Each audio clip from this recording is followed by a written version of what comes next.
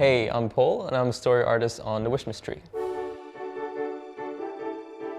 So I got into story art primarily from two things. I grew up doing a lot of illustration and I've been drawing for as long as I can remember. But later on in my life, when I went to college, I did a lot of filmmaking, so a lot of directing. And to me, story art is really where illustration and directing meet hand in hand. Going out of uni, I found that storyboarding was a great avenue for me to explore because it meant I can bring my skills from directing as well as my passion for drawing all into one. And that's really how I became a story artist. The way that you go about creating storyboards, it's very subjective from each artist, but it all really starts with a script or an idea. For us as storyboard artists, we collaborate with quite a number of people, but specifically it tends to be the director, the head of story, and our concept artists. It's really about looking at a scene from those different perspectives. So what we're going to see visually on the screen, how we're going to relate what we're seeing to the story, and then the design of what we're seeing. And it's those three key heads that we constantly refer to when we're storyboarding. My advice to anyone wanting to get into story art or just art in general would be just to go out and observe and study life.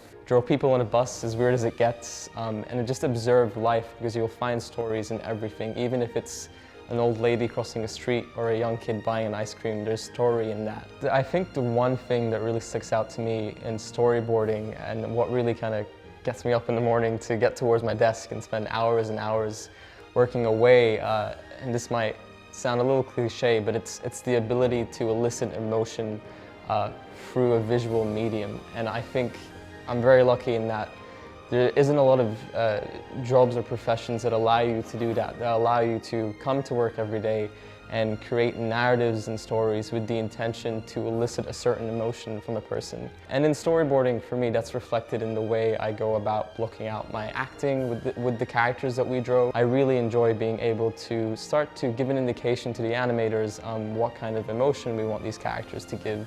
Whether that be sad, whether that be happy, whether that be just insanely goofy, or whether it be something that's quite real and human.